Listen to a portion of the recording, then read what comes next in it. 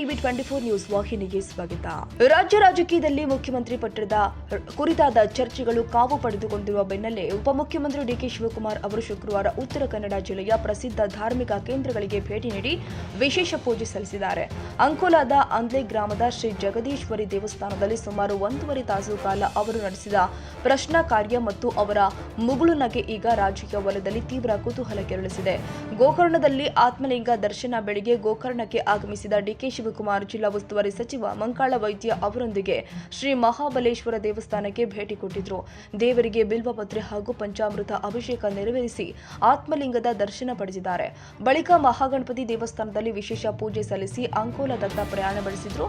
ಅಂದ್ಲಿಯಲ್ಲಿ ದೀರ್ಘಕಾಲದ ಪೂಜೆ ಹಾಗೂ ದೇವ ಪ್ರಶ್ನೆ. ಅಂಕೋಲಾದ ಅಂದ್ಲಿ ಗ್ರಾಮದ ಶ್ರೀ ಜಗದೀಶ್ವರಿ ಅಮ್ಮನವರ ಸನ್ನಿಧಿಗೆ ಭೇಟಿ ಕೊಟ್ಟ ಡಿಸಿಎಂ ಅಲ್ಲಿನ ಪ್ರಶಾಂತ ವಾತಾವರಣದಲ್ಲಿ ದೇವಿಯ ಮುಂದೆ ಸುದೀರ್ಘ ಸಮಯ ಕಳೆದಿದ್ದಾರೆ. ಸುಮಾರು 1.5 ತಾಸಿಗೂ ಅಧಿಕ ಕಾಲ ದೇವಸ್ಥಾನದಲ್ಲಿ ಕುಳಿತು ಅರ್ಚಕರ ಮೂಲಕ ಪ್ರಶ್ನಾ ಕಾರ್ಯ ಮಾಡಿದ್ರು. ನಾಗದೇವತೆ ಹಾಗೂ ತುಳಸಿಗೆ ವಿಶೇಷ ಪೂಜೆ ಸಲ್ಲಿಸಿದ ಶಿವಕುಮಾರ್ ದೇವಿಯ ಆಶೀರ್ವಾದ ಪಡೆದಿದ್ದಾರೆ. ಹೈಕಮಾಂಡ್ ನಿರ್ಧಾರಕ್ಕೆ ಬದ್ಧ. ಡಿಕೆಶಿ ಸ್ಪಷ್ಟನೆ. ಪೂಜೆ ನಂತರ ಮಾಧ್ಯಮಗಳೊಂದಿಗೆ ಮಾತನಾಡಿದ ಡಿಕೆ ಶಿವಕುಮಾರ್, 5 ವರ್ಷಗಳ ಹಿಂದೆ ಕುಟುಂಬದ ಕೆಲಸಕ್ಕಾಗಿ ಇಲ್ಲಿಗೆ ಬಂದು ಪ್ರಾರ್ಥಿಸಿದ್ದೆ. ಅದು ಈಡೇರಿದೆ. ಹಾಗಾಗಿ ಮತ್ತೆ ಬರ್ತೀನಿ ಅಂತ ಹರಕೆ ಹೊತ್ತಿದ್ದೆ. ಇಂದು ಬಂದಿದ್ದೀನಿ.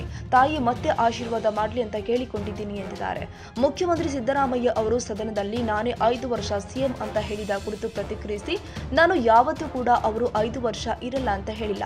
ಎಲ್ಲವೂ ಕೂಡ ಹೈಕಮಾಂಡ್ ನಿರ್ಧಾರದಂತೆ ನಡೀತಾ ಇದೆ.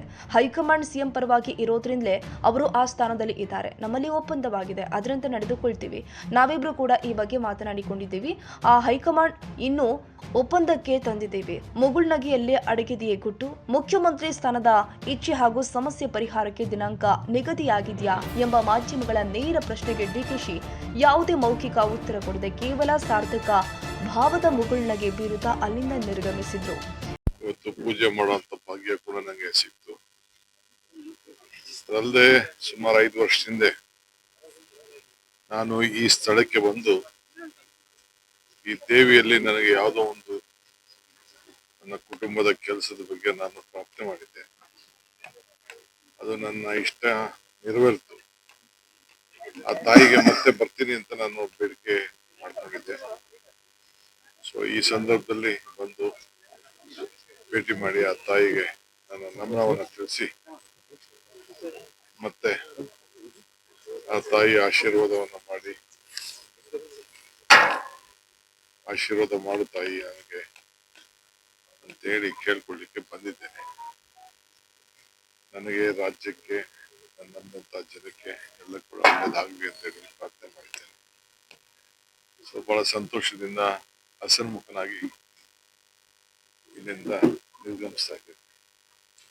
ಸರ್, ಈಗ ಇವತ್ತು ಸಿಎಂ ಅವರು ಅಧಿವೇಶನದಲ್ಲಿ ಮಾತಾಡಬೇಕಾದ್ರೆ ಒಂದು ಮಾತನ್ನು ಹೇಳಿದ್ರು. 2.5 ವರ್ಷ ಯಾವುದೇ ರೀತಿಯಿಂದ ಕಮಿಟ್ಮೆಂಟ್ ನಮ್ಮಲ್ಲಿ ಆಗಿಲ್ಲ.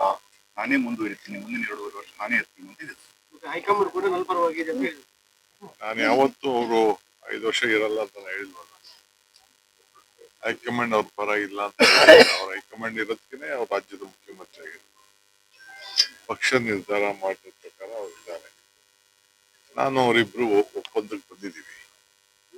ಹೈಕಮಾಂಡ್ ಒಂದು ಒಪ್ಪಂದಕ್ಕೆ ತಂದಿದೆ. ಆ ಪ್ರಕಾರ ಇಬ್ರು ಮಾತಾಡಿದ್ದೇವೆ, ಇಬ್ರು ಅನೇಕ ಬಾರಿ ಹೇಳಿದ್ದೇವೆ. ಆ ಪ್ರಕಾರ ಇಬ್ರು ನಡ್ಕೊಂಡು ಹೋಗ್ತೇವೆ. ಸಿಎಂ ಬದಲಾವಣೆ ಏನು ಆಗಲ್ಲ ಅಂತ ಸಿಎಂ ಬದಲಾವಣೆ, ರಾಜ್ಯದಲ್ಲಿ ಸಿಎಂ ಬದಲಾವಣೆ ಚರ್ಚೆ ಬಹಳಷ್ಟು ಇದೆ. ನಿಮ್ಮ ಶಾಸಕರು ನೀವು ಅದಕ್ಕೆಲ್ಲ ಚರ್ಚೆ ಮಾಡ್ತಾ ಇದ್ದೀವಿ ಹೊರತು ನಮ್ಮಲ್ಲಿ ಯಾವ ತರದ ಸದ್ಯಕ್ಕೆ ಯಾವ ಚರ್ಚೆನೂ ಇಲ್ಲ. ಪಕ್ಷ ಏನ್ ಹೇಳ್ತದೆ ಹಂಗೆ ನಾವೆಲ್ಲ ಸೇರಿ ನಡ್ಕೊಂಡು ಹೋಗ್ತೇವೆ. ಅದೆಲ್ಲ ನಾನು ಹೇಳಕ್ಕೆ ತಯಾರಿಲ್ಲ. ಆ ತಾಯಿಗೆ ನನಗೆ ಇರುವಂತ ವಿಚಾರ, ಭಕ್ತನಿಗೂ ಭಗವಂತನಿಗೂ ಇರುವಂತ ವಿಚಾರ.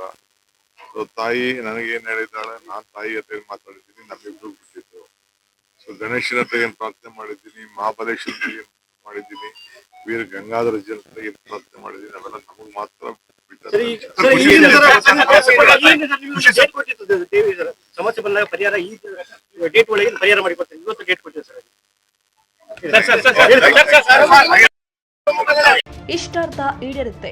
ದೇವಸ್ಥಾನದ ಅರ್ಚಕರು ಆದ ಗಣೇಶ್ ಅವರು ಈ ಬಗ್ಗೆ ಮಾತನಾಡಿ, ಡಿಕೆ ಶಿವಕುಮಾರ್ ಅವರಿಗೆ ದೇವಿ ಜಗದೀಶ್ವರಿ ಪ್ರಸಾದ ಕೊಟ್ಟಿದ್ದಾಳೆ. ಅವರ ಮನಸ್ಸಿನ ಇಷ್ಟಾರ್ಥಗಳು ಸಿದ್ಧಿಯಾಗುತ್ತೆ. ಅವರು ದೇವಿಯ ಮುಂದೆ ಯಾವ ಪ್ರಶ್ನೆ ಇಟ್ಟಿದ್ದಾರೆ ಎಂದು ಹೇಳಲಾಗದು, ಆದರೆ 1 ತಿಂಗಳ ನಂತರ ಮತ್ತೆ ಬರುವುದಾಗಿ ಅವರು ಹೇಳಿದ್ದಾರೆ. ಮತ್ತು ಇದಕ್ಕೂ ಸಮಯ ಮಾಡ್ಕೊಂಡು ಬರ್ತಾರೆ ಅವರು. ಆವಾಗ ಪ್ರಸಾದ ಕೇಳೋದಲ್ಲಿ ಇರೋದಿಲ್ಲ, ಬೇರೆ ಬೇರೆ ಥರ ಪೂಜೆಯಲ್ಲಿ ಇರ್ತದೆ. ಖುಷಿಯಿಂದ ಬಂದು ಪೂಜೆ ಮಾಡಿಸ್ಬೋದು.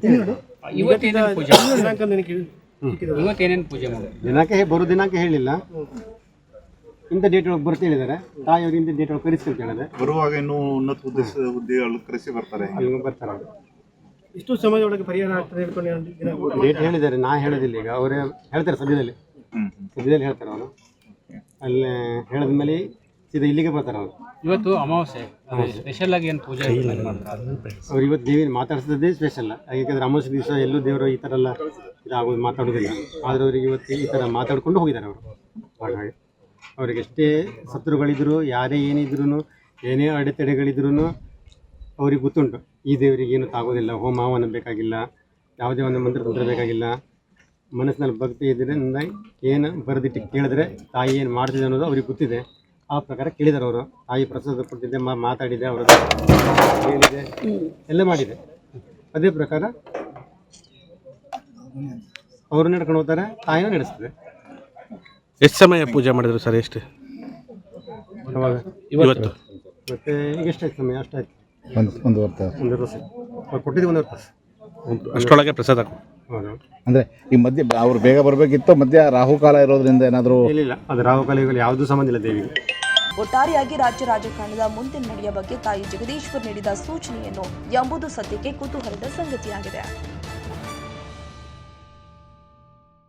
ಕನ್ನಡಿಗರ ಮೆಚ್ಚಿನ ನಿಮ್ಮ ಟಿವಿ 24 ಕನ್ನಡ ನ್ಯೂಸ್ ವಾಹಿನಿ ಇದೀಗ ಟಿವಿಯಲ್ಲಿ ಲಭ್ಯ. ಕರ್ನಾಟಕ ಮತ್ತು ದೇಶ ವಿದೇಶದ 360 ಡಿಗ್ರಿ ಸುದ್ದಿ ಹಾಗೂ ಉತ್ತರ ಕರ್ನಾಟಕ, ಬೆಳಗಾವಿ, ಬಾಗಲಕೋಟೆ, ಧಾರವಾಡ, ಹಾವೇರಿ, ಗದಗ, ಬಿಜಾಪುರ ಜಿಲ್ಲೆಯ ಕ್ಷಣ ಕ್ಷಣದ ವಿವರವನ್ನ ಪಡೆಯುವುದಕ್ಕೆ ಟಿವಿ 24 ಕನ್ನಡ ನ್ಯೂಸ್ ವಾಹಿನಿಯನ್ನ ಲೈಕ್ ಮಾಡಿ, ವಿಡಿಯೋಗಳನ್ನ ಶೇರ್ ಮಾಡಿ, ಕಮೆಂಟ್ ಮಾಡುವ ಮೂಲಕ ನಮ್ಮ ವಾಹಿನಿಗೆ ಸಹಕಾರ ನೀಡಿ ಮತ್ತು ಚಾನೆಲ್ ಅನ್ನ ಸಬ್ಸ್ಕ್ರೈಬ್ ಮಾಡಿ. Thank you.